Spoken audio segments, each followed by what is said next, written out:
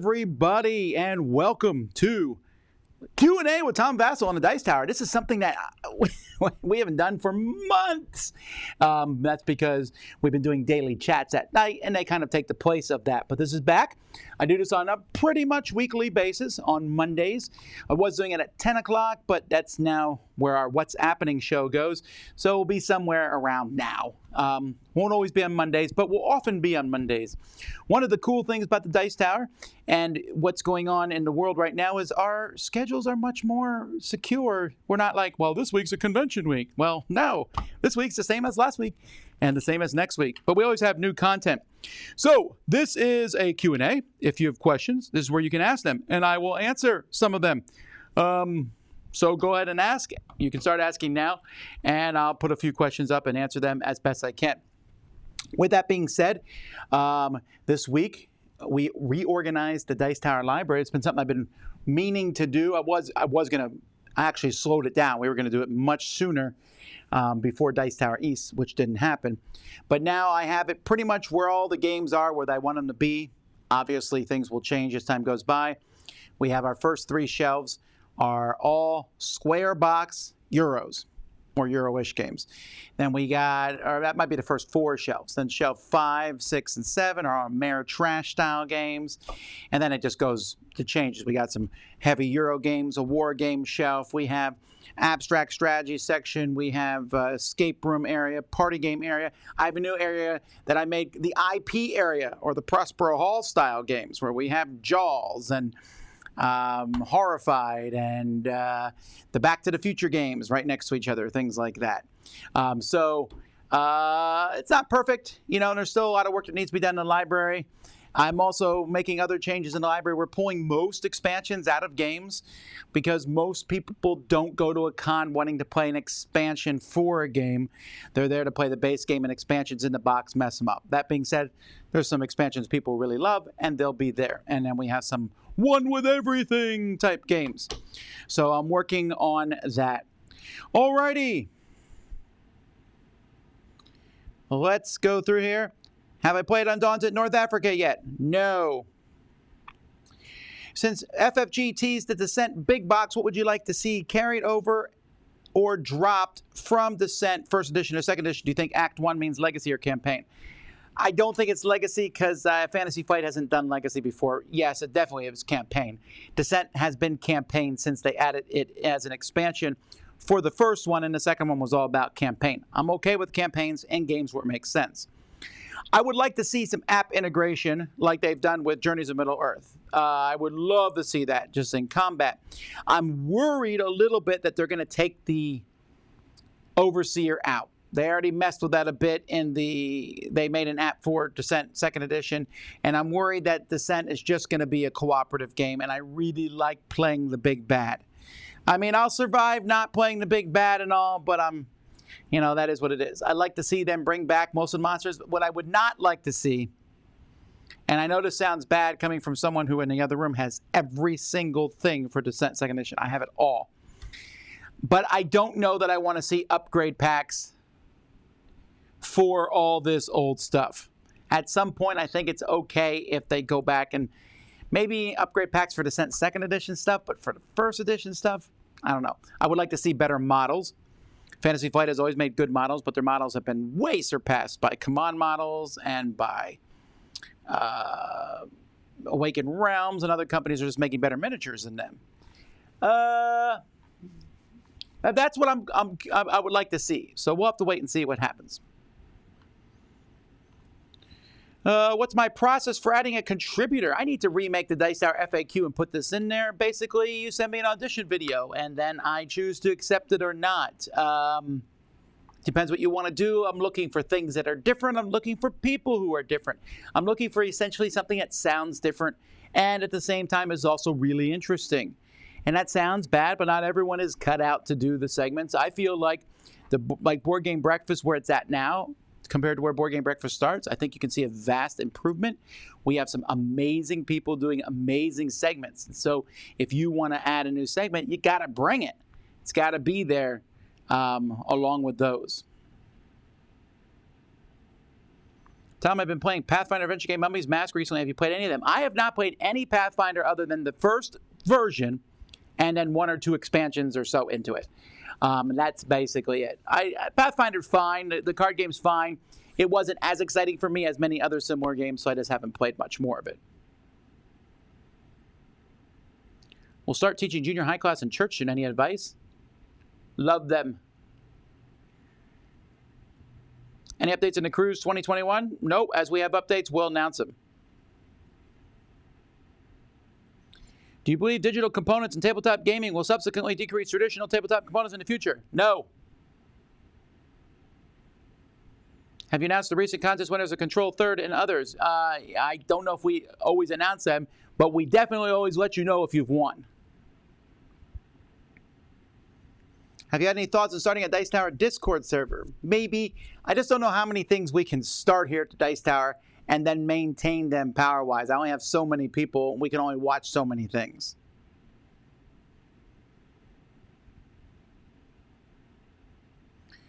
What do you think about Fantasy Flight Games' decision to put miniatures from JIME, Journeys of Middle-earth?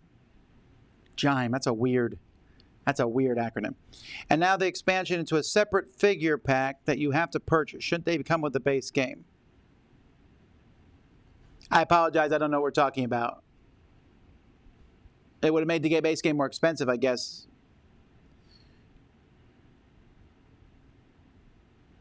I don't know.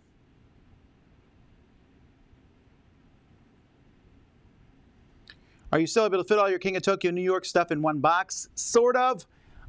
So if you, we just sorted this out in the Dice Tower library. So we have 4 King of Tokyo games in a row. We have King of Tokyo, Dark Edition, King of Tokyo, Base Edition, nothing extra added. Then we have King of New York. Then I got King of Tokyo with everything. That includes the monsters from New York. That includes a few monsters that are really hard to get in there. That includes all the different expansions. That box is the size of Scythe. How do I know? Because it's a Scythe box. I had an extra Scythe box since I put the Scythe stuff in the Scythe big box.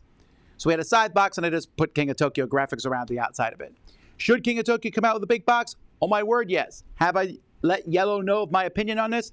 Highly. Will they do it? I don't know.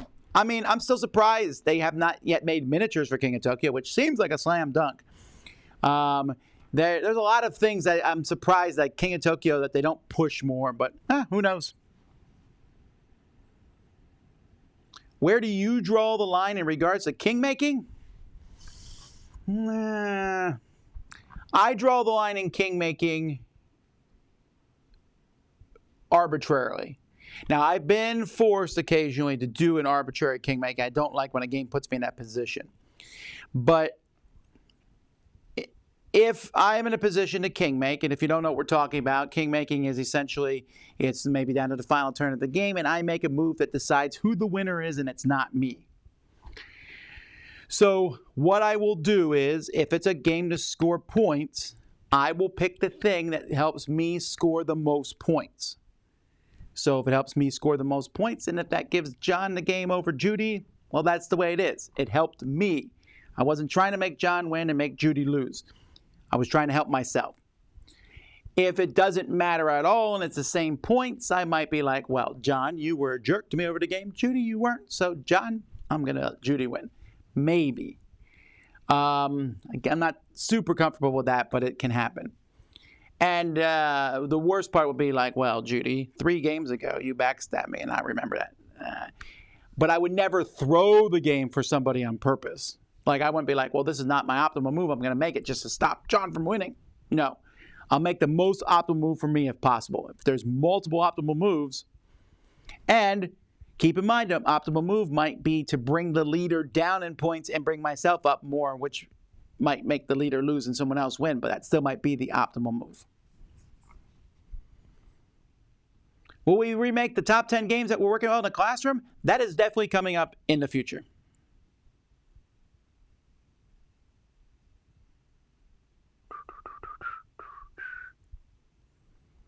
You told a funny story about a dragon and your HOA once before? Maybe that wasn't me? A dragon in my HOA? What would I have done with the dragon in the HOA? I don't know. Am I aware of WizKids Game Crate subscription box? I'm not. If someone could send me an email on that, I'd appreciate it.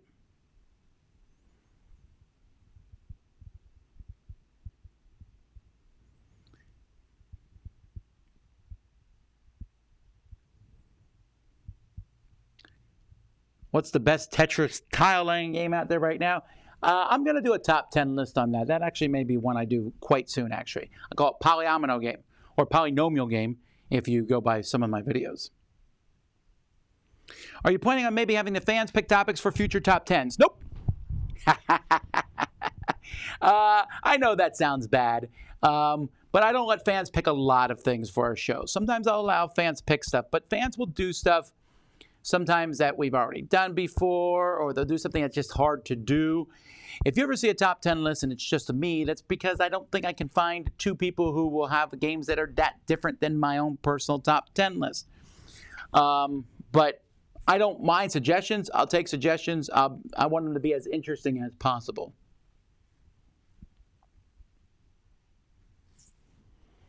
Any Kickstarters you're looking forward to this fall? No, probably not. Again, that's Cult of the Future, that's like Cult of the Future. We have Kickstarters that are going on right now. That's Cult of the Future. We have Kickstarters that have not deleted. That's Cult of the Near Future.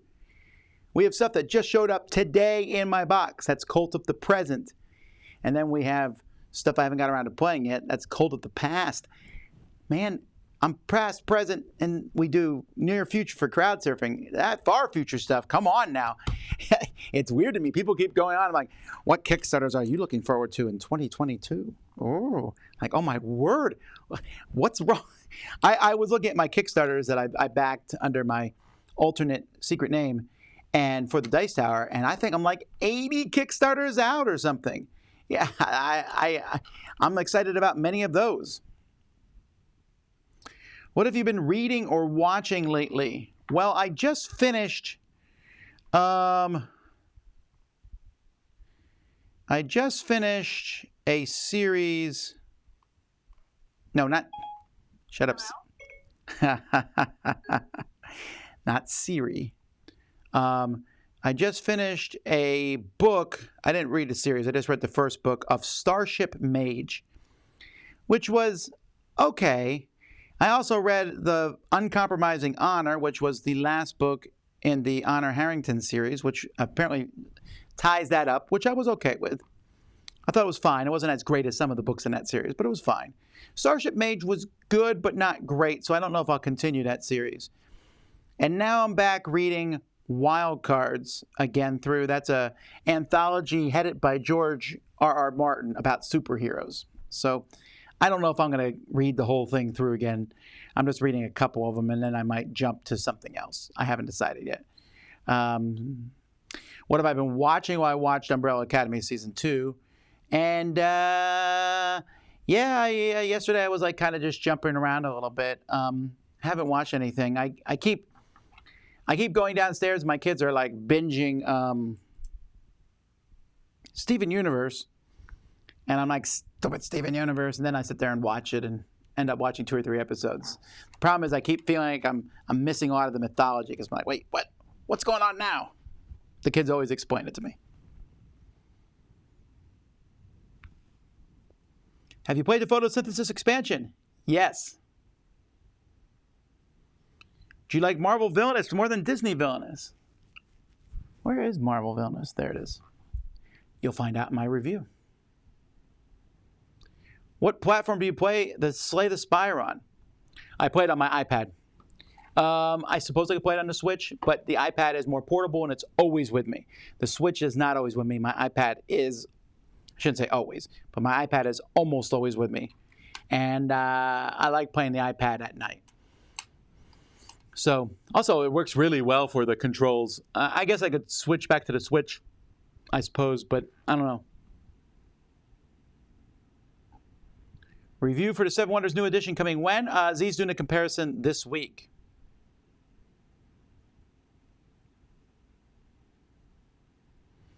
In contests, how many people can enter? Well, how many people enter? A lot. What's the process of choosing them? Total random number draw. And can people win multiple times? I think so. Reese's Pieces or M&M's? I don't know. I like Reese's Peanut Butter Cups a lot, but Reese's Pieces don't have chocolate. I actually would prefer to mix Reese's Pieces with M&M's together. That would be my ultimate combo.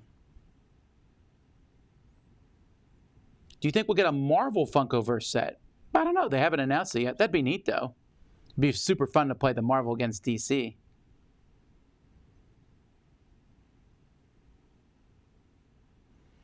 Tom, do you also sometimes play games less after you buy an expansion for it? I don't know what that means.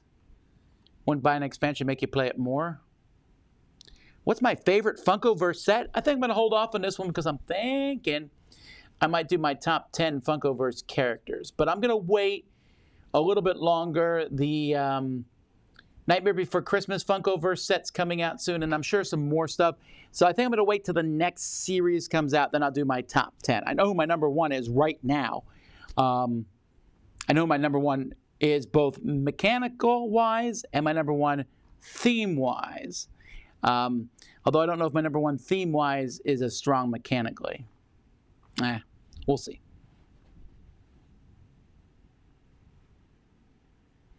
How do you feel about games that are for 3D printing only? And he mentions a few here. Seems awesome to print an army and print the cards for less than buying army squads. Sure, as long as you have someone to play against and as long as the game is good, I think that's a great thing. If the company allows it, I would pay to print models. I would buy the files that are needed to do so and print them out. If I was into that miniature game, that seems cool to me.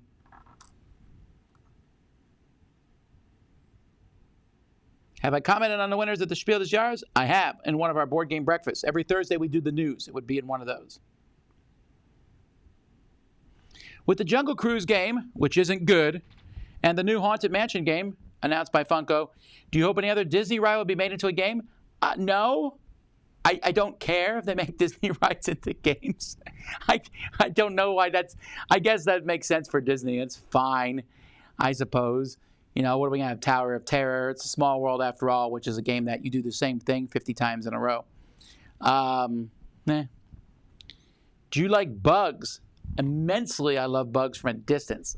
Like an ant farm, I find to be fascinating. A bug crawling on me, much less so. And also, I am immensely happy to kill flies. My new salt gun, oh, I love it. Yesterday, I pegged a fly. I found the optimal distance to shoot a fly at this point. My kids are now like, we're not going to let you do it. We're going to kill him with a fly swatter first because the gun takes too long. Like, but the gun is better. Because the gun, I'll be like, all right, I'm going to shoot it. Oh, it landed on your forehead. All right, I'm not going to shoot it. Wait. Oh, it landed on that glass of orange juice. Nope, not shooting it there either. Oh, it landed there for no reason at all. See you later. So satisfying.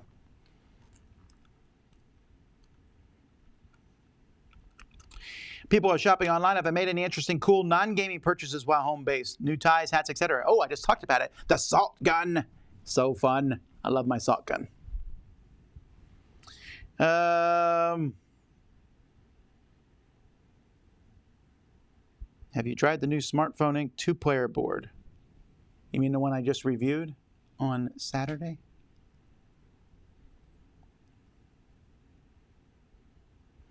Pendulum or Tapestry? I like Tapestry better.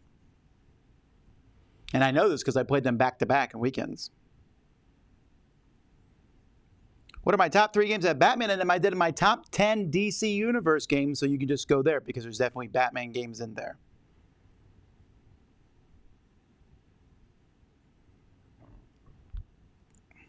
Will the Dice Tower be involved with Virtual Gaming Con in November again? We will not be involved as strongly. I think we'll be involved in some way. At least you will see us show up for it. How's that? I don't know how much more will be involved with it. So from the Dice Tower, like, what are the different events that we're going to be doing? So I'm working on this, right? We did the Summer Spectacular, which I really like doing.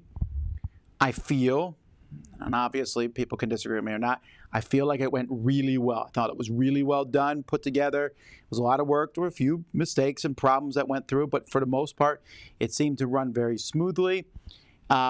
but it was a huge, immense amount of work. I would like to do that again. So we will be doing it again in December. I'll have a name for it soon. We're going to be doing something very similar in December. And then we're also going to be doing something with Essen in October. We're doing playthroughs and things for that. So those are our events that we have scheduled. What events will be running in 2021? You're going to have to wait and see, because honestly, at this point, who knows what's happening.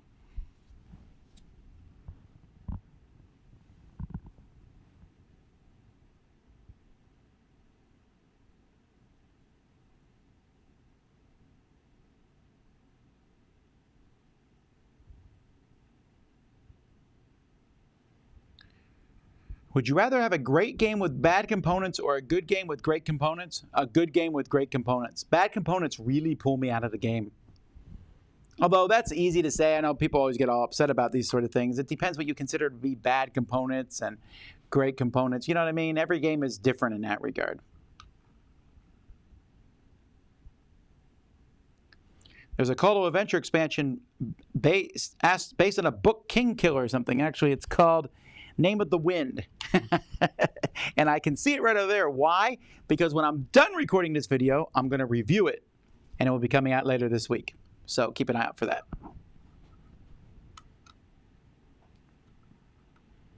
Would you do a Dice Tower werewolf game? Well, I am. A lot of the people on the Dice Tower, on the werewolf games, are from the Dice Tower. Dice Tower specifically, maybe, but I already have different various personalities from, all of them have been invited to join in the werewolf games that I'm running. We're going to have 2 werewolf videos go up this week. Soup and salad or soup and sandwich?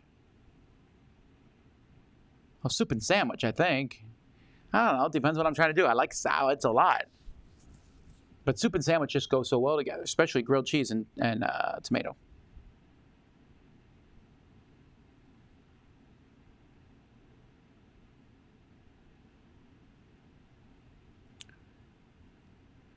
Have you ever considered creating your own crowdfunding platform, perhaps dedicated specifically to small projects? I have not considered it, and I would not consider it.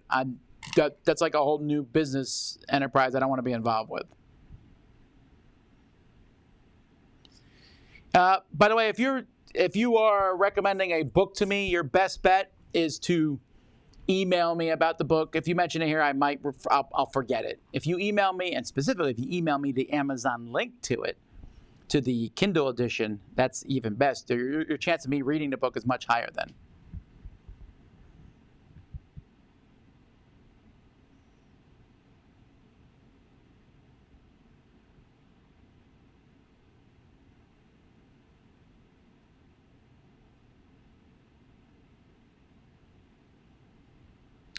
Very glad you like the smartphone expansion. What about scenarios? Sure, they're okay, I guess. Also, you're going to see Skytopia review from you or Z. I would love to review Skytopia, but we had a copy of Skytopia, and it's in the box of games that got lost on its way back from Essen. So I played Skytopia, and I could review it. I played it at BGG. I just don't have the game to review for you all. I apologize.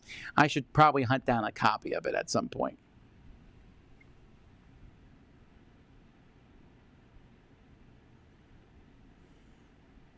Have I managed to shoot a fly in midair yet? I don't know. I've been attempting to, with no people around. Don't worry. But I've been attempting to shoot them in midair, and sometimes you shoot, and I'm like, did I get it? And then you don't see it. So I like to feel like I have, but I don't know.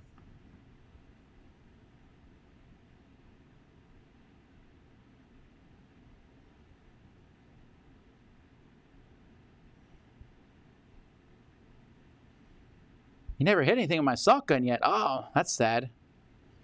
There's a lot of people asking about like lists and things. If you look, you can see that I've done them. For example, Dominion expansions. I've done my top 10 Dominion expansions. Am I looking forward to the next Bill and Ted movie? I don't know. I love Bill and Ted. And I especially love the second one. They're really stupid. They're really stupid, okay? I'm not trying to pretend they're anything other than stupid. And I like them anyway. But man, that I don't know, that video That trailer did not get me excited at all.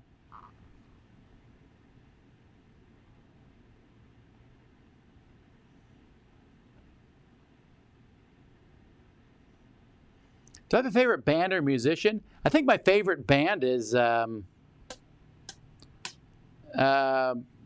Jukebox.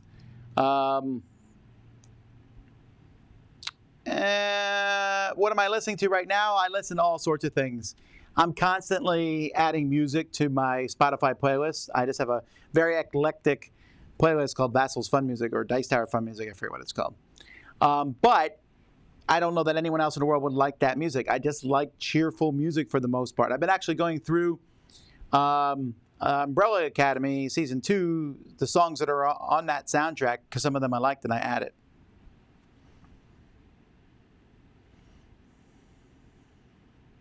Has being in lockdown made you want to design another more game at all? No.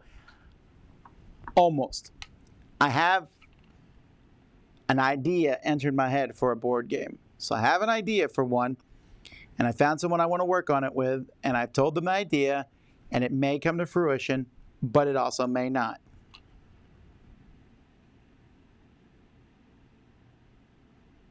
The Winter Spectacular, maybe. How's Chief Sokoto holding up? Chief Sokoto is doing good.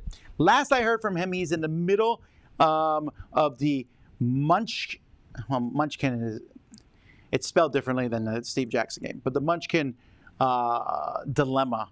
So this is a thing that he's been working on for years. We haven't yet figured it out, but I helped him on it at the beginning end, but the Rushkin raids kind of messed things up. So there was a lot of variables involved, and they were attempting to take over the Agmorian universe, but we were able to stop that, but the raids then kind of threw things off. So we jumped back to 1516, and this is, of course, in a New Living Time, and we're able to make some adjustments there. But then I was kind of out of the picture. I'm back here.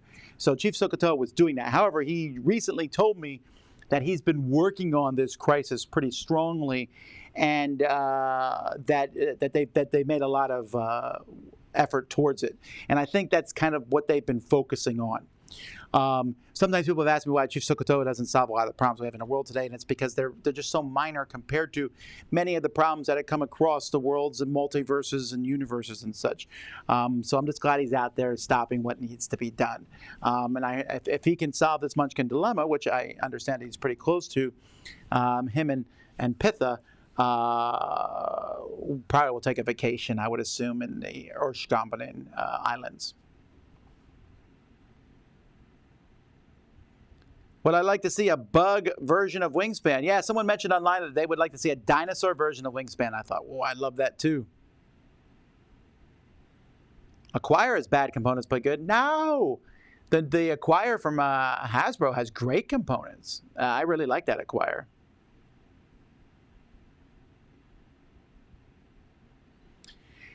I really enjoyed the Funkoverse tournament you guys did last year. Is this something you would do again now there are more sets? Maybe. Since we're going to be starting some gaming at 9 o'clock on various nights, you'll probably see that starting full next week. Maybe you'll see that happen, but it's just going to be whatever we feel like playing. It's going to be any game that comes across our minds.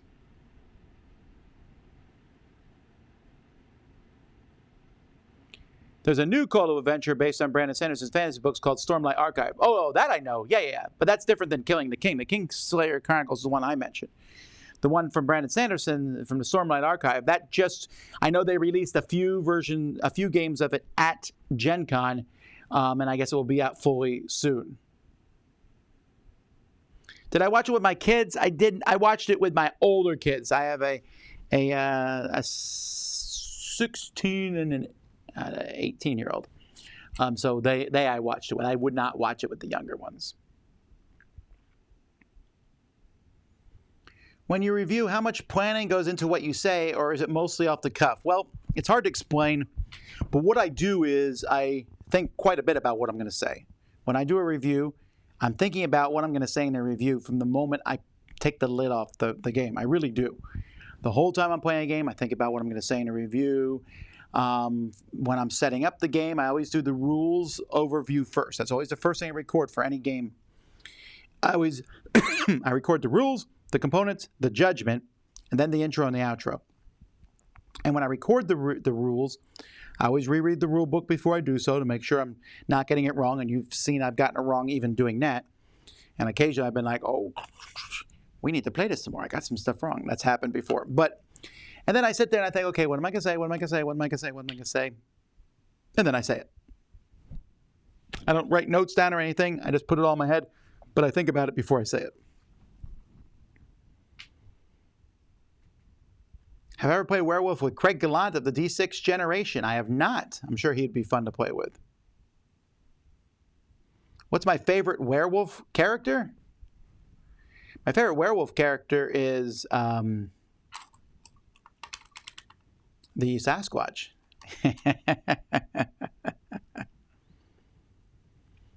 Are there any new games you haven't been able to talk about yet that you were extremely excited about? I don't think so. I was super excited about Pandemic Legacy. I knew about that for a while, and I couldn't talk about it. But I think I'm caught up on games that I know about but can't talk about. I mean, it's possible that there's games I've forgotten about that I know about but can't talk about. Do you typically review the games you do live previews for, such as Dwellings of Eldervale? It all depends if I want to or if I even get them. Some games we've done live previews for, I haven't gotten the games. But for the most part, probably I would if they came across my path. Then if I don't like it, I'll tell you so. I can tell you right now, I love Dwellings of Eldervale. You know, I really like that one. But maybe when I play the final game, my mind will change.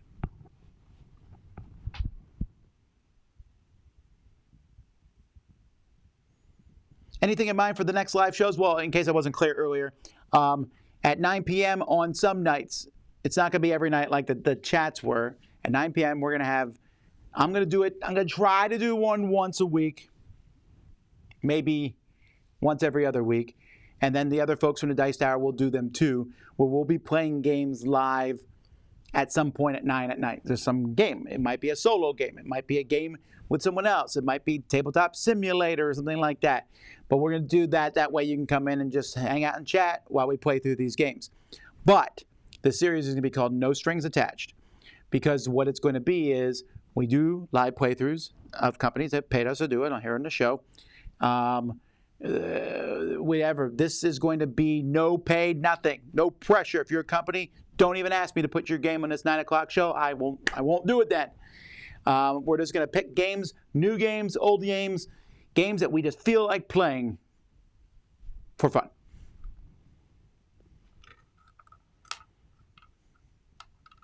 How long are you planning to run werewolf games via Zoom? I don't know.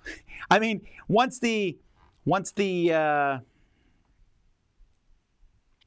pandemic is over, it's, you know, who knows? You know, we talked about that last night in our final daily chat. You know, everyone's like, well, now that I've done things on Zoom and now that I play here, once we go back to normal, I'm going to keep doing that. No, you're not. I mentioned that it's like that Breakfast Club where they're all like, oh, we're all good friends now. And then the one girl says, but I probably won't talk to you tomorrow. And the boy cries and says, why, you know? And that's just the way it is. But that is sometimes the way it is. You're like, you know what? This has made me realize the importance of this. And when we get back to normal, I'll keep doing it. It doesn't always work out that way. So we'll see. But for the near future, I'll be playing werewolf games. And they are so much fun to run and play. I ran 2 last week. I was worried that would be too much, but it was a lot of fun.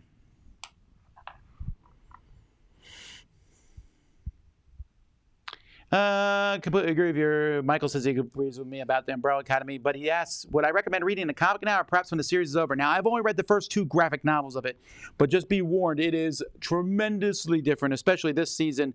I don't even know how this season fit into the comic at all, actually. This is one of those times where I thought the TV show vastly went past the comic book. The comic book's fine. It's even more violent than the TV show, go figure. And a couple of the things they did, like just a very simple thing, the 2 bad guys from season 1 are much less defined in the comic book. They really gave them character arcs in the TV show.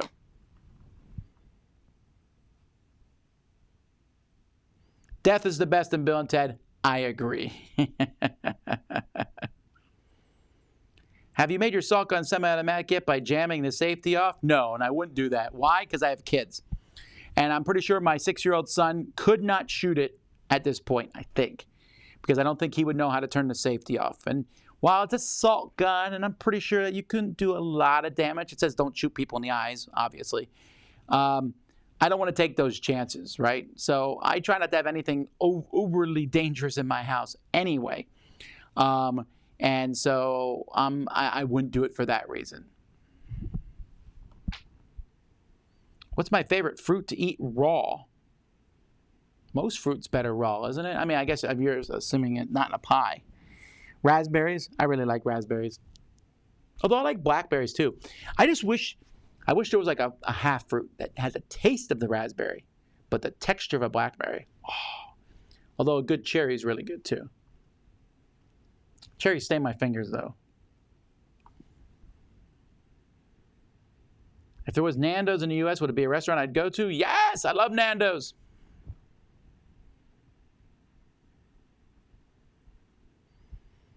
Oh yeah, how would I approach a second playthrough of a legacy game with new people? I don't know. I think you only have to be passive in these games when. Excuse me. Oh, y'all attack! Ah! I think you only have to be passive about the big decisions in the game. When it comes to actually playing the game, you can sit there and go back and forth with everyone about, we need to stop this, we need to do this. I think that's legitimate. I'm playing Clank Legacy with my kids right now. I'm playing the game with them. I've played before, but I'm not winning by any means. In fact, we played 3 games, and the kids have won 1, 2, 3. They've all each won a game. I haven't won any. But I'm not losing on purpose. I'm doing and trying some things that I didn't get to do the first time through.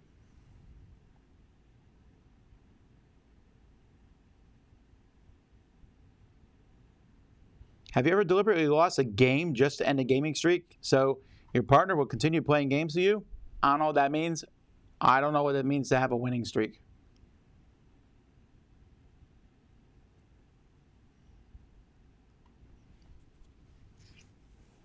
A breakfast taco or a breakfast sandwich? Taco for sure. Do you allow eating during gameplay? Sure, I just ask people to be careful, but whatever. Any big plans for Dice Tower Retreat 2021? Not particularly, not yet. That's still quite a bit away. Do you still play older versions of games after a newer version is released? Very rarely. I know that every time a new version is released, there's going to be someone who tells you the old version's better. There's someone out there that thinks Twilight Imperium First Edition is the best. Jason still insists that the Mayfair Cosmic Encounter is the best version. Spoiler alert, he is so wrong on that one. I suppose there's second editions that aren't as good as first editions, and I know I probably said this in the past on a few things, like the new version of Coliseum from Tasty Minstrel. I don't think I like it as much as the Coliseum version from Days of Wonder. But most of the time I play the new one.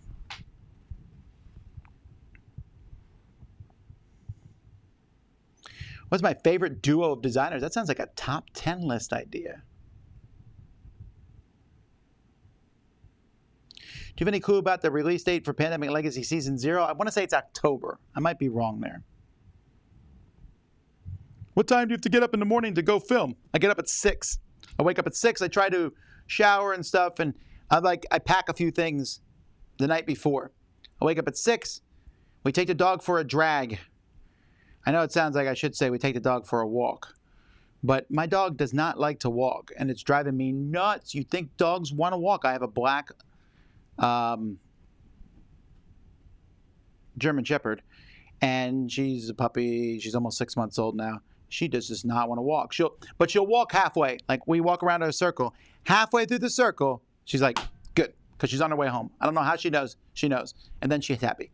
But the first half, I'm just like, and you don't want to choke the dog. It's like, move, please. Anyway, I do that. And then I eat breakfast. I check some emails, do some work there, do some other minor things, spend some time with the kids. Then I'm out the door. Try to get to work by 7 if I can. Or wherever else I need to go. Like today, I stopped by the storage unit. And then I get here, and I'm jumping in recording as soon as I can. I try to record as much stuff as I can early in the mornings. Because you get more done, focus point. I had a big, long discussion with my kids about this today, about morning people versus not night people. And I found that most people who say they're night people are night people. I'm not convinced that there's a whole lot of scientific accuracy on this. I think anyone could get up in the morning if they really wanted to. But I do tell you that when I get up in the morning, those minutes are well used. And I get so much done in that time frame. I get more done before lunch than I get done probably from lunch for the rest of the day. It's just how it works. I don't know where I was going with that. And I found out a lot of people who stay up till 2 in the morning don't do a lot of productive stuff that late at night. I know I'm about to get a whole bunch of comments. Yes, I do productive stuff. You do, I'm sure. I just found that very productive in the morning.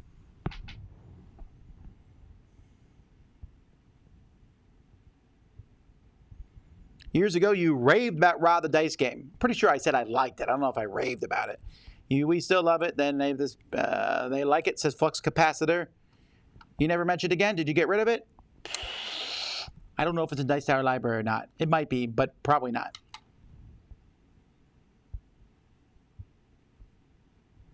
My first daughter just turned 6 months. Any tips on how to put babies to sleep?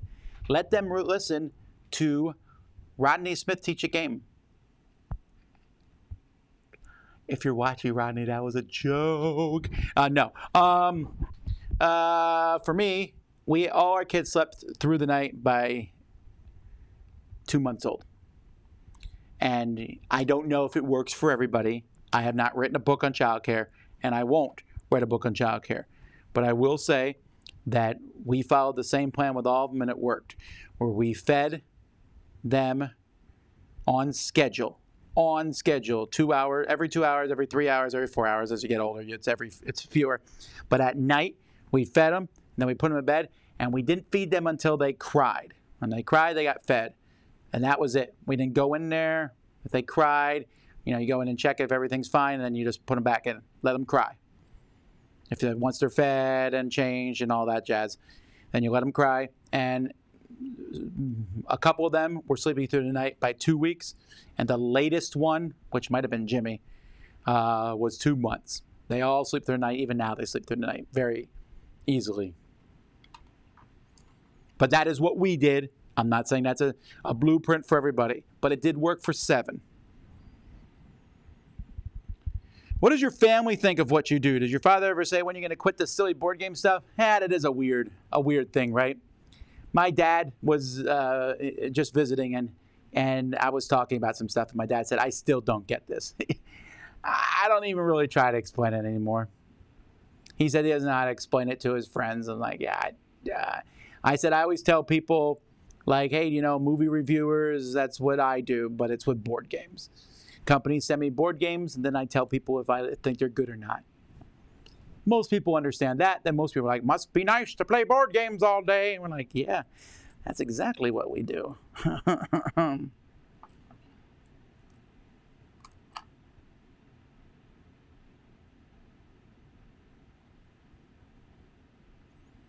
I could bring back one TV series, what would it be? Chuck. I love Chuck.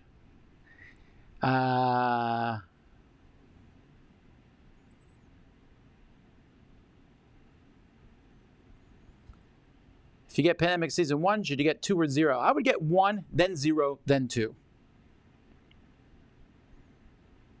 Who decided to film some new Board Game Breakfast component serial intros? Yeah, I did. That was me. I said, you know what? I used to record Board Game Breakfast at my house, so it was a whole lot easier to do. I would just say, all right, let's get some components, let's record some new ones. And I recorded a new one every week. And then once we moved to the studio, we don't have milk here at the studio very often.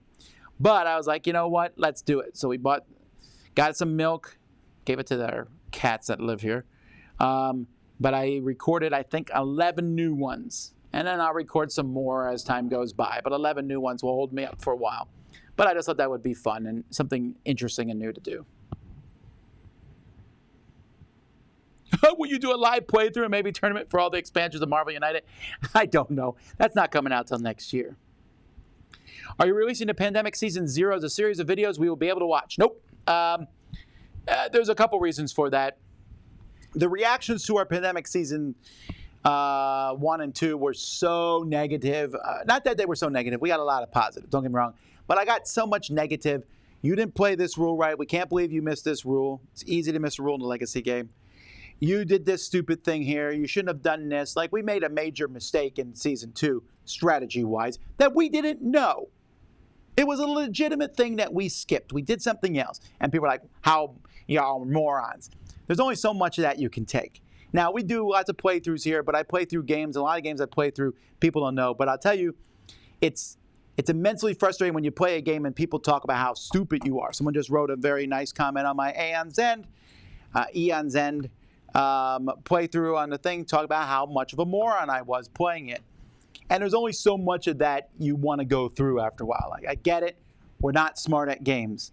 But it's a whole lot easier. It's like the werewolf games we play. Everyone in those werewolf games is afterwards you're like, oh, we should have did this, this, and this. Yeah, and it's a lot easier to say when you're watching the game. When you're in the game, it's a different story. So that's one reason. Two, they didn't get a huge ton of views. And we also just wanted to play them without a whole bunch of cameras and stuff and all that. We just wanted to play them. We spread them out. It was well over a month us playing them.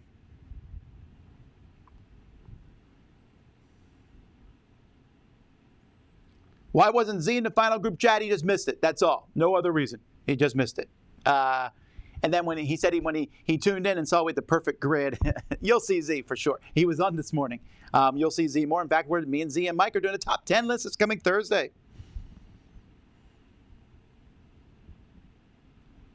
Have I played Fort? No, unfortunately, I haven't played Fort. We haven't got a copy of that one yet. I'd like to try it out. I just haven't seen it. That's all.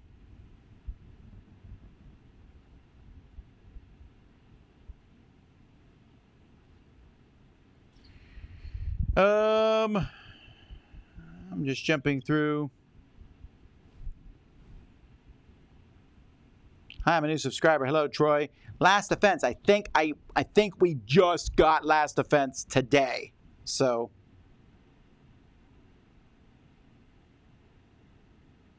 since you've transitioned in live videos, you find yourself more or less forgiving with doing retakes for mistakes during recorded only content. Or maybe it hasn't had any effect.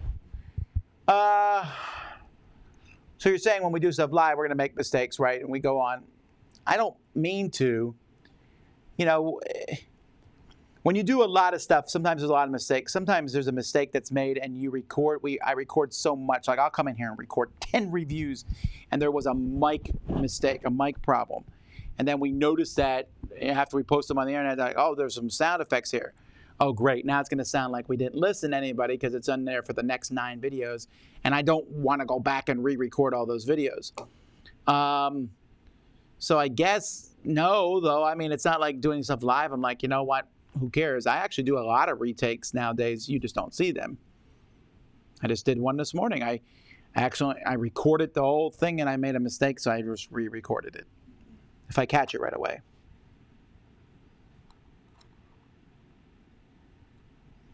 How did your family react when you went to reviewing board games full time? My mom didn't think it would ever work. My dad, I don't know what he thought. He didn't understand what was going on.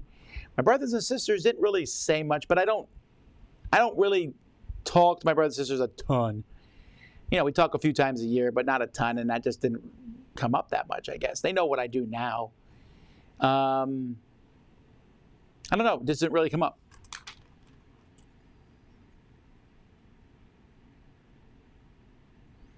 Seeing as Summoners 2.0 is coming soon, have you thought about going back and ranking all the current factions? Maybe. I don't know.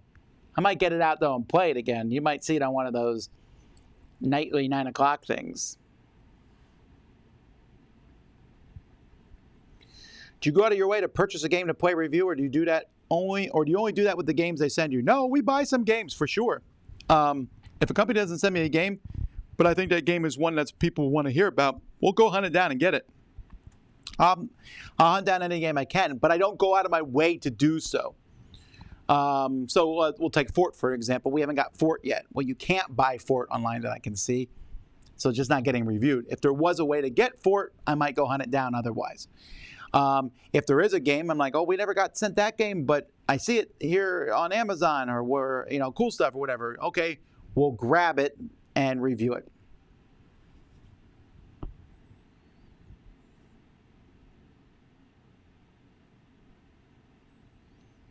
Do you have any pets? You strike me as a dog person, but I can't explain why. But I just talked about a dog earlier. So, yes, I'm definitely a dog person. I have not played all the little games in Pack of Game Series. Z did, and he ranked them. So you can go see his ranking of all those games. I've only played like 4 of them.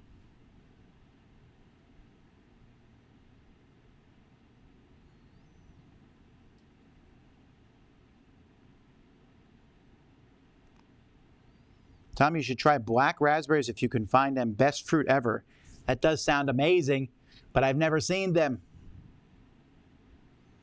Tom, did you hear about the game Nidavellir? There's no good English reviewed on YouTube. Would you do it? I can see it sitting over there. Nidavellir will come out next week. My review of that game. I am excited to talk about that game. Wait and see. I will hold back my thoughts on it, but it is coming.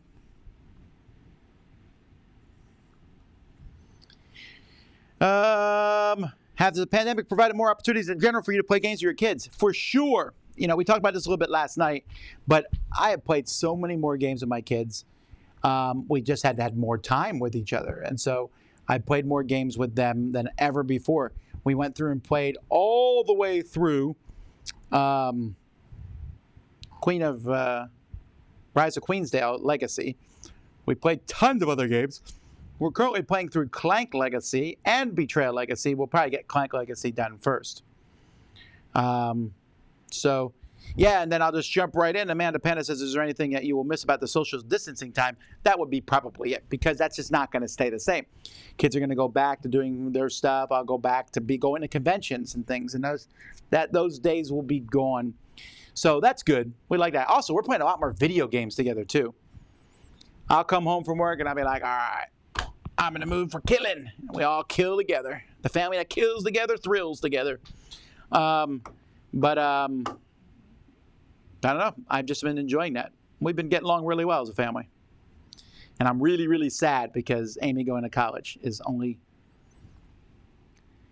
it's 2 weeks from Thursday.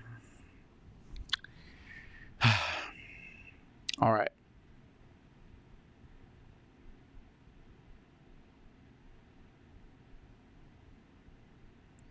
Let's see here.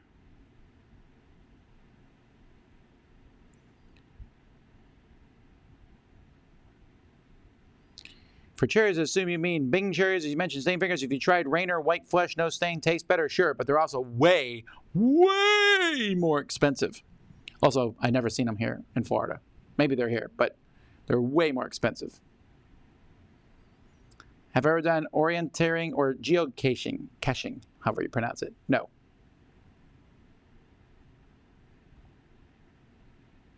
Do you think your current gaming kiddos were influenced by you and Melody playing games? It seems like the second group is all in on playing games. No, I don't know. I don't think they're influenced by each other at all, actually. They just are. And I've been enjoying it. But everyone likes something different. Like my number 3 child, Holly, likes escape room games a lot. She'll always jump in one of those. My 4 and 5, my 5 and 6 children like Euro games.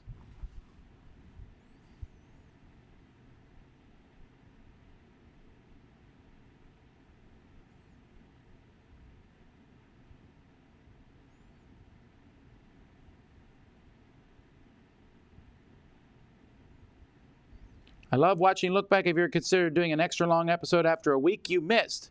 Well, I don't normally miss games. If I miss them in a week, I will then go back and cover them in another week. usually. So you said here I missed Tobago, but I don't know that I missed it. I still really like the game. I think it's fine. If I missed it, it is what it is. I'm sorry. I don't think it's that big of a deal that I miss them. I didn't know people actually kept track of these sorts of things. Yeah, me and Roy were talking about the fact that maybe I should move soon to doing 1, 5, 10, and 15 years ago. But there are some videos that I don't think you all realize how much work goes into the video part of it. Look back is one of the most intensive review processes for us, and it doesn't get a ton of views. But when I do a look back, first I have to go back and figure out what reviews I did that year from a year 5 and 10 years ago. And it's not as easy. It used to be easier because YouTube used to have a nice advanced search function that allowed us to search using time frame. They no longer do that. Thanks, YouTube. So now I have to go through Board Game Geek and do it manually, which takes some time. Then I have to get these games, look up each game, figure out if my ratings changed, put all that together, I put it on a spreadsheet, and then record it. And I sometimes have to try to remember what the games are even about because it's been so long since I played them. Then when I give it to Roy, and Roy finishes editing it in 2 minutes and 30 seconds. That's a lie. It's much longer than that. There's a lot of, he has to find all the pictures for these games and type in the ratings and everything. So this one little video is a huge chunk of our recording/editing time. So if I miss a game here and there, I don't get too saddened about it. However, what I do like about Look Back is we're the only channel that does it. We're one of the only channels that can do it. And I think it's useful. Again, I feel like the board game media as a whole, and I love board game media, people, blah, blah, blah. But I feel like we keep tilting towards Cults of the Future, future. I mean, everyone's asking what's coming out. And I think we keep forgetting to talk about older games and such. And I get caught up and I talk about games that are, all the games I'm reviewing this week and next week and all, most of them are new games. But it's good to take a look back at those older games and talk about them.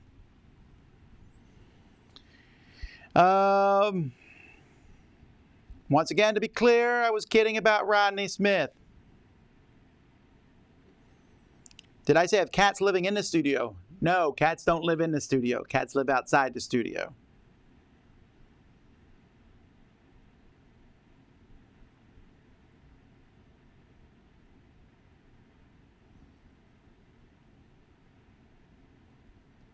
Let's see here. People are really on. Where's the turtle hat in the closet? What TV show would you like to make a cameo appearance in? I don't know. Not Cops. I don't know or care. I don't know. I've never been asked. That's not anything I've ever thought about. Do you have all existing board games? I do not. I don't think anybody has all existing board games. I know a couple who have like 18,000 games.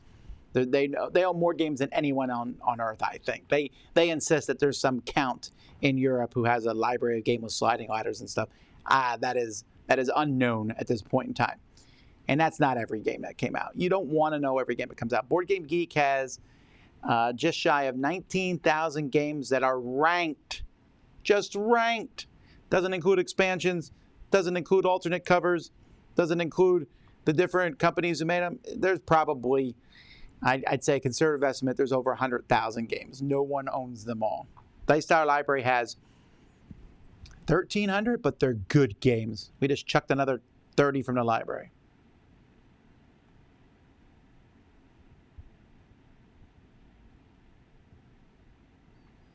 Let's see. One last question before I get off here.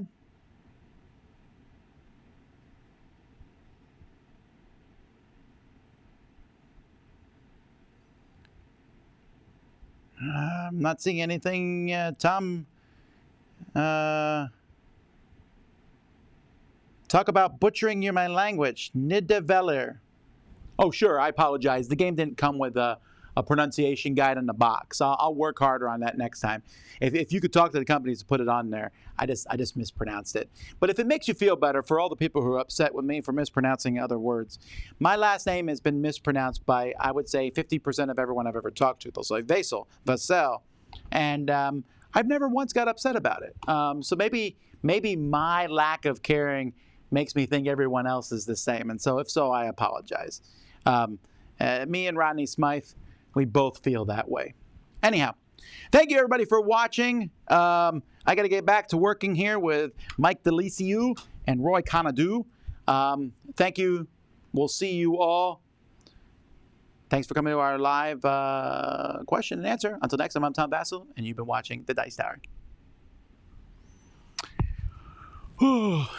Me, bum bum bum bum bum bum bum bum bum.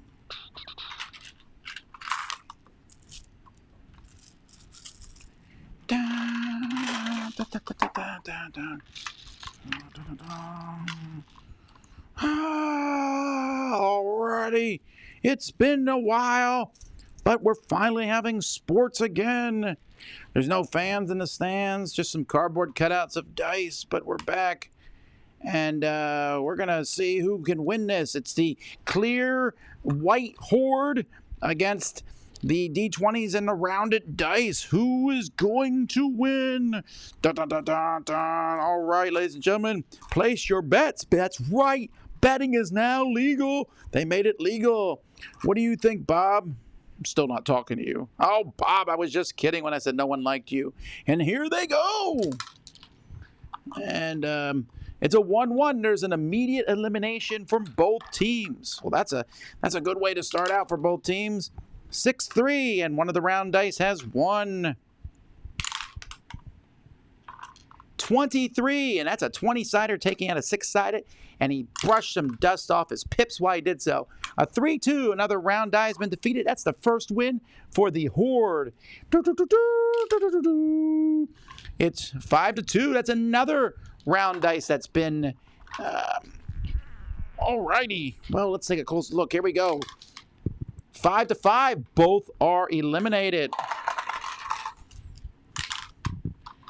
14-2. Another 20-sided whoops up on the 6-sided. The Horde has only won 2 battles so far, and the other dice have won 4 of them. That is 6-1. Horde is not doing so well, and the round dice, which normally don't roll so well, have been consistently whooping up on the Horde. 5-2, another round die has bit the dust. But what we're noticing here is that we have yet to see 3-4. We have yet to see the Horde take out any of the 20-sided dice. So, Bob, what are you doing at home these days? I don't want to talk about it. All right, Bob. 1-14. Man, those 20-sided dice are just brutal. 5-5. That's 2 more dice out of the situation. 5-2. Folks, we may have come back. During the pandemic, these dice have not obviously got much exercise. The Horde may have been just sitting at home playing video games, Animal Crossing, because apparently they were not practicing their die rolling. 6-7. Man, oh man. This is turning into a bloodbath. The Horde has only won 5 of their battles, and they have yet to beat a polyomino die. 2-1. But yes, once again, it's another rounded die. 5. There we go. That's the first polyomino die that's been defeated. A 10-sider. The Horde is pretty happy, but a 10-sider comes back. 20-siders laugh. The 20-siders feel pretty confident. Another double elimination. This 20-sider rolled a 20, which used to mean they would kill 2 dice, but they took out that rule because they felt that it was dicest. 14-4. The 20-siders just whoop up on the Horde. 4-3. The 6-siders, the rounded ones, seem to lose a lot. So, Bob, do you have a preference to who wins? I'm always rooting for the Horde. Okay, Bob. Well, that's good of you. Do you like the fact that they've lost like the last 3 matches? Oh, but a 6-sided die tied a 12-sided, so he took one out. And honestly, for the Horde, it's a good idea. Don't you think that's right, Bob? I'm not talking to you. Bob, you're really a bad color commentator. 5 to 6. Oh, and there goes another 10-sided die in the thing. 8 to 1. Who's going to win this? 2 to 6. Another rounded die was defeated. The Horde is actually doing better mostly on ties.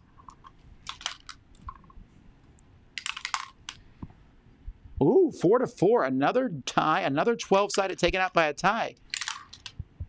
3 to 1.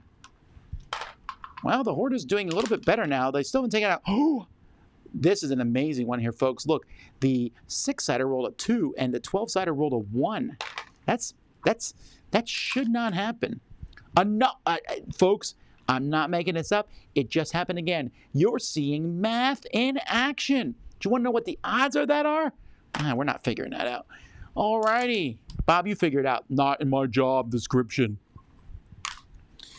Bob, this is why your family left you. Unnecessary comment. Shouldn't have been made on air. Yeah, you're right. Another tie. All right. The Horde is maybe coming around. That's another one out, though. All righty. Well, after round 1, the Horde seems to be doing okay. They still haven't taken out a single one of the 20-sided dice. Oh, all righty. All right, here we go. The rounded dice are shaking up here. Hang on. Flag on the play.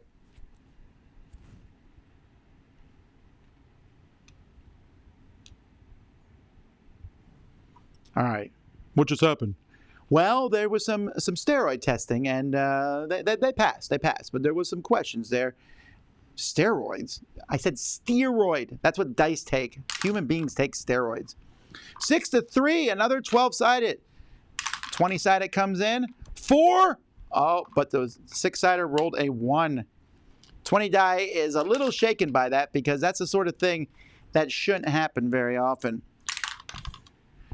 Oh, the 20-sided rolled another 4, and the 6-sided rolled a 3.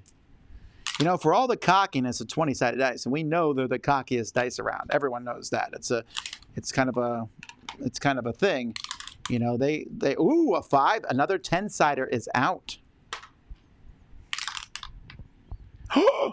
This 20-sider rolled a 3 against a 4. That's a first 20-sided eliminated from the game. Oh, this 20-sider rolled a 2, and this 6-sider rolled a 3. What? Oh, the Horde is just taking out 2 20-siders in a row.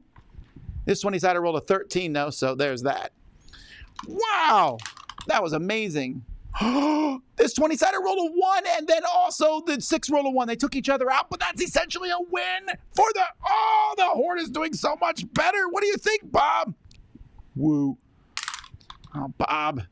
I feel like I'm the color commentator. All righty. Well, that certainly is making the polyom. Oh, and there goes another 10-sided die. A 6 beats a 5. But an 8 beats a 6. There still isn't many dice left in the Horde, so this could all be for naught. 3 beats a 1. Especially with these rounded ones. They might be using... Oh, a 4 beats a 2. 4 beats a 2 again. 6 beats a 5. 6 beats a 3. 4 beats a 1. 5 beats a 4. Oh, a 5 beats a 1. All right. Well, the Horde is still disadvantaged by sheer numbers, but there's some nervousness to see 2 of the 20-siders out. There's only 3 20-siders left. They came in with 5. The 20-siders are actually going to the back of the pack, and the Horde hasn't even used a special rule that lets them use multiple dice to take someone down. There was some complaints that seemed to be favored against the Horde, but the Horde has disagreed. They just kind of said, we don't need it. There's another double elimination. So of the rounded 6-siders, there's only 3 left. Well, there's only 2 left, actually. All right, so now we're going to move up to the 10-sided dice. 5 beats a 4. A 6 beats a 5. That was pretty close. Now to the 12s. A 9 beats a 4. All right, the horde is being systematically beat up here. A 10 beats a 1. A 4 to 4 has eliminated a 12. We're down to the last 3 20s, and the 20s are certainly more nervous now. 7 beats a 2.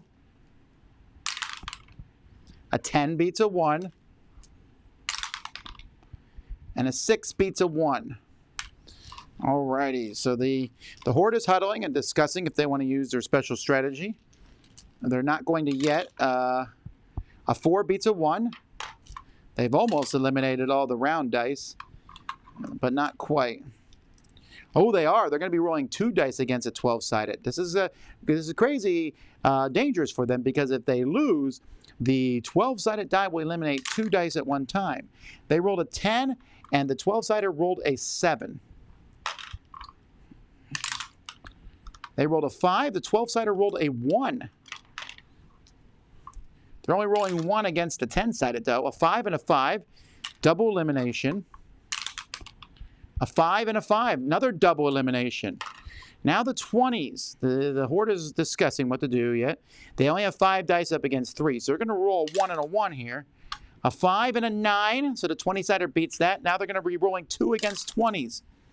A 1 against 10. That's another 20 gone. Another 20 gone, folks. And an 8 against a 9. Whoa, that's 2 of the horde dice gone. The horde is now literally down to 2 20-sided dice and a 6-sided die. Oh, it's scary here. Now, the most the horde is allowed to roll against the die is 3, and only against the polyominoes. A 3 beats a 2. The last round die has been done. They have 6 dice. They're going to go for it. They have rolled a 12 against a 6, taking that out. And here they go. They've rolled an 11 to an 11. Both of them are eliminated. That's tie. However, there are still 4 horde dice left. The hordes win. The hordes win. It's very exciting. So there's some anger over here. And we're going to interview these dice later on and talk about them and what's going on here. So it's kind of a tough thing going on here. And we're congratulating. The horde has not won for a long time. And so it's good to see that happening. Now, the most important thing to remember